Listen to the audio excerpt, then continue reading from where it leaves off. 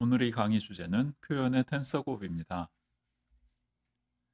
우리는 지난 몇 시간 동안 표현의 약분에 관해 공부했죠. 표현의 약분은 가약 표현 하나를 둘 이상의 기약 표현으로 분리해내는 일이에요. 큰 표현에서 작은 표현으로 움직인다고 할 수 있죠. 오늘 우리가 공부할 텐서곱은 작은 표현 두 개로부터 큰 표현 하나를 만드는 방법이에요. 물론 전에 배운 직합도 작은 표현으로부터 큰 표현을 만드는 방법이라고 할 수 있지만 오늘 배울 텐서곱은 직합과는 확실히 다른 개념이에요. 여러분들이 양자역학을 2학기 이상 배웠다면 이미 텐서곱을 사용해 본 경험이 있을 거예요. 양자역학 교과서 후반부에 있는 스핀 각운동량 덧셈 기억하나요? 스핀 2분의 1인 입자 두 개가 결합하면 스핀 1인 입자 또는 스핀 0인 입자를 만들 수 있는데요. 그 과정을 표현이론 관점에서 보면 2차원 표현 두 개가 먼저 텐서곱을 통해 4차원 가약 표현을 이룬 뒤에 표현의 약분을 통해 3차원 기약 표현과 1차원 기약 표현의 직합으로 분리되는 것으로 이해할 수 있어요. 표현의 텐서곱을 기초부터 차근차근 설명하기 위해 먼저 벡터 공간의 텐서곱이 무엇인지 설명할게요. 벡터 공간의 텐서곱은 주어진 두 개의 벡터 공간으로부터 제3의 벡터 공간을 만들어내는 규칙이에요. 이 규칙을 텐서 곱이라고 부르는 이유는 벡터 공간의 차원이 곱으로 주어지기 때문이죠. U라는 벡터 공간의 차원이 M, V라는 곱터 공간의 차원이 N이라면 U 텐서곱 V로 만들어지는 W라는 벡터 공간의 차원은 M 곱하기 N이 돼요. 텐서곱의 일반적인 정의를 설명하기 전에 간단한 예시를 먼저 소개할게요. 벡터 공간 U와 V 모두 2차원인 경우를 생각해요. 각각의 벡터 공간에서 아무 원소나 하나씩 골라요. 적당한 기저를 잡았다고 가정하고 성분을 열벡터 형태로 적기로 하죠. 벡터의 성분에 1번, 2번이라고 첨자를 붙여도 되지만 0번, 1번이라고 붙이기로 할게요. 왜 그런지는 곧 나올 거예요. 이제 U쪽 벡터 성분 두 개 중 하나와 V쪽 벡터 성분 두 개 중 하나를 골라 취할 수 있는 곱을 모두 고려해요. 경우의 수는 2 곱하기 2는 4가 되죠. 그렇게 얻은 결과 4개를 쭉 나열해서 4차원 벡터의 성분으로 취급하자는 거예요. 나열하는 순서는 여기 아래에 제가 적어둔 것처럼 일종의 이진수 표기 규칙을 따르기로 하면 금방 이해할 수 있어요. 방금 살펴보았던 간단한 예시를 자연스럽게 넓은 범위로 확장할 수 있어요. 벡터의 성분 기준으로 볼 때 W의 성분은 U의 성분 곱하기 V의 성분이에요. 잠깐, W가 두 개의 첨자를 가지고 있다고 해서 W를 행렬이라고 생각하면 안 되고요. 총 M 곱하기 N개의 성분을 앞에서 본 이진법 표기와 비슷한 방식으로 쭉 한 줄로 나열해야 돼요. 벡터 공간에서 기저와 성분은 항상 함께 다녀야 한다는 사실 기억하죠? 벡터 공간 U와 V에 적당한 기저가 주어져 있다고 할 때 텐서곱 W의 기저는 U와 V의 기저들의 텐서곱의 집합으로 정의하기로 해요. 그렇게 만들어진 기저들로부터 나오는 모든 가능한 선형 결합으로 벡터 공간 W를 정의해요. 그러면 앞에서 예고한 대로 U가 M차원, V가 N차원일 때 W는 M 곱하기 N차원 벡터 공간이 되죠. 여기서 주의할 점 하나, 제가 앞에서 설명의 편의를 위해 U에서 원소 하나 고르고 V에서 원소 하나 골라서 W의 원소를 만들었는데요. 모든 선형 결합을 다 허용한 이후에는 W의 원소를 U의 원소 하나와 V의 원소 하나의 곱으로 쓸 수 있으리라는 보장은 없어요. 벡터 공간의 텐서곱을 잘 이해하고 나면 아주 자연스럽게 선형사상의 텐서곱도 정의할 수 있어요. 이번에도 역시 성분 관점에서 먼저 이야기를 하고 기저 관점으로 넘어갈게요. 일반적으로 선형사상은 서로 다른 벡터 공간을 연결할 수도 있지만 논의를 간단히 하기 위해 오늘은 정의역과 공역이 같은 선형사상에 집중하기로 해요. U에서 U로 가는 선형사상 A와 B에서 B로 가는 선형사상 B가 있어요. 그러면 A 텐서 곱 B는 U 텐서 곱 B라는 벡터 공간에서 그 자신으로 가는 선형사상으로 정의할 수 있어요. 텐서 곱 선형사상의 성분은 아니나 다를까 성분들의 단순 곱으로 정의하면 돼요. 처음 공부할 때는 간단한 예시에 대해서 모든 성분을 하나씩 계산해 보는 것도 좋은 연습이 되죠. 성분 관점에서 텐서 곱 선형사상의 모든 성분을 나열하면 여기 제가 써놓은 것처럼 행과 열의 개수가 각각 m 곱하기 n인 거대한 행렬을 얻어요. 일반적으로 어떤 선형사상을 완전히 파악하기 위해서 그 선형사상이 기저 벡터에 어떻게 작용하는지 알기만 하면 되죠. 우리가 조금 전에 성분 관점에서 한 이야기를 기저 관점에서 다시 하자면 여기 아래에 적은 한 줄로 요약할 수 있어요. 이제 오늘의 주인공인 표현의 텐서 곱을 맞이할 때가 되었네요. 하나의 유한군에 대해 두 개의 표현이 주어져 있다고 해요.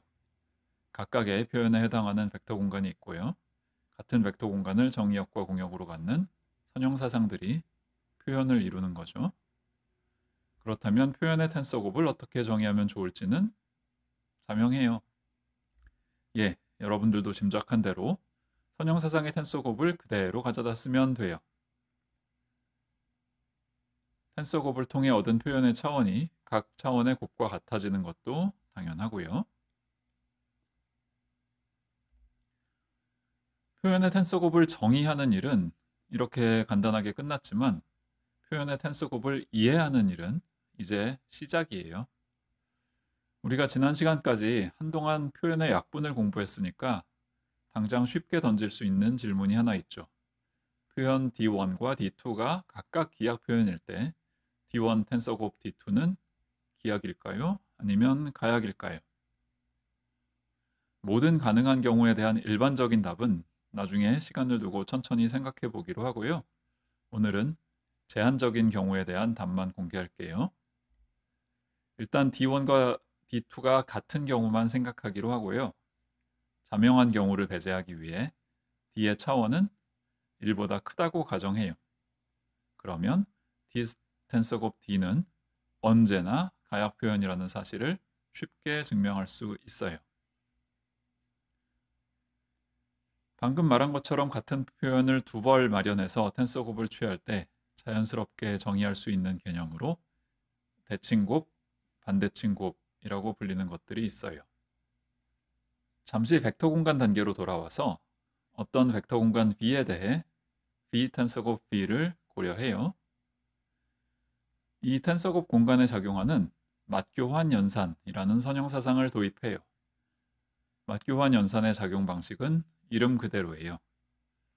예컨대 소문자 U 텐서 곱 B라는 원소의 맞교환 연산을 가하면 B 텐서 곱 U가 나와요. 이것을 임의의 원소에 대해 확장하면 기저 기준으로 봐도 맞교환, 성분 기준으로 봐도 맞교환, 여러분들 예상한 대로 쉬운 결과가 나와요. 또 하나 쉬운 사실은 맞교환 연산을 두 번 가하면 제자리로 돌아온다는 것이죠. 맞교환 연산을 활용해서 B 텐서 곱 B라는 공간을 두 부분 공간의 직합으로 분리할 수 있어요. 항등 연산과 맞교환 연산을 서로 더하거나 빼서 사형 연산 두 종류를 만들어요. 2분의 1 항등 플러스 맞교환 하면 대칭곱 공간으로 보내는 사형 연산이 나오고 2분의 1 항등 빼기 맞교환 하면 반대칭곱 공간으로 보내는 사형 연산이 나와요. 이 사형 연산들이 만족하는 여러 성질들을 제가 여기 쭉 적어 놓았는데요. 처음 보면 복잡해 보일지 모르지만 하나씩 천천히 뜯어보면 모두 쉽게 확인할 수 있어요. 방금 전에 한 이야기를 살짝 다르게 설명해 볼게요. 대칭곱 공간과 반대칭곱 공간은 둘 다 B 텐서 곱 B의 부분 공간이고요. 대칭곱 공간은 맞교환 연산자에 대해 고유값 플러스 1을 갖는 벡터들을 모두 모아놓은 부분 공간. 반대칭곱 공간은 맞교환 연산자에 대해 고유값 마이너스 1을 갖는 벡터들을 모두 모아놓은 부분 공간. 이렇게 두 줄로 간단히 요약할 수 있어요. 다시 표현 이론으로 넘어와서 대칭곱과 반대칭곱 공간이 어떤 의미가 있을까요? 예, 둘 다 우리가 전에 공부한 불변 부분 공간 조건을 만족해요. 즉, 대칭곱과 반대칭곱은 D 텐서 D라는 표현의 부분 표현을 이룬다는 거죠. 제가 앞서 주장한 명제 기억하죠? 차원이 1보다 큰 표현 D가 있을 때 D 텐서 D는 항상 가약 표현이다. 우리는 어느새 D 텐서 D 표현을 대칭곱 표현과 반대칭곱 표현으로 약분해 버렸어요. 증명이 끝난 거죠. 여기서 하나 주의할 점, 대칭곱 표현과 반대칭곱 표현 각각을 더 약분할 수 있는지 없는지는 아직 몰라요. 지금까지 한 이야기들을 조금 더 잘 이해하기 위해 예시를 조금만 들어볼게요. 첫 번째 예시는 한동안 잊고 지냈던 우리들의 오랜 친구 순혈군 S3입니다. 이 군의 서로 다른 표현들 몇 가지도 이미 살펴본 적이 있는데요. 오늘은 우선 2차원 평면 위에 놓인 삼각형 관점에서 보는 2차원 표현을 가지고 시작할게요. 군의 원소들 중 EAC는 좌표 평면에 놓인 물체를 반시계 방향으로 120도씩 돌리는 회전 변환으로 작용하고요. 원소 BDF는 적당한 축을 중심으로 하는 거울 대칭 변환으로 작용해요. 제가 답을 다 적으면 여러분들이 심심할 것 같아서 원소 DF에 대한 답은 연습 문제로 남겨두었어요. 이제 우리가 할 일은 방금 전에 본 2차원 표현 두 벌을 가져다가 텐서 곱을 한 다음 대칭곱 표현과 반대칭곱 표현으로 다시 나누는 거예요. 그렇게 만든 새로운 표현들의 차원은 쉽게 계산할 수 있죠. 대칭곱은 3차원, 반대칭곱은 1차원. 둘 중에 덩치가 더 큰 대칭곱은 잠시 접어두고요. 1차원 표현인 반대칭곱에 집중해 봅시다. 이 1차원 표현의 정체는 무엇일까요? 1차원이니까 자명 표현일까요? 만약 자명 표현이 아니라면 어떤 가능성이 있을까요? 대칭곱 성분과 반대칭곱 성분을 분리하기 위한 편리한 방법이 있을까요? D 텐서 D라는 표현에서 반대칭 조합을 뽑아내는 일은 생각보다 간단해요. 여기 오른쪽 위에 적어놓은 식의 우변에 DIJ, DKL 보이죠? IJ, KL 첨자 각각이 경우의 수가 2개씩이니까 첨자 선택 가능성을 모두 나열하면 2의 4승 16개예요.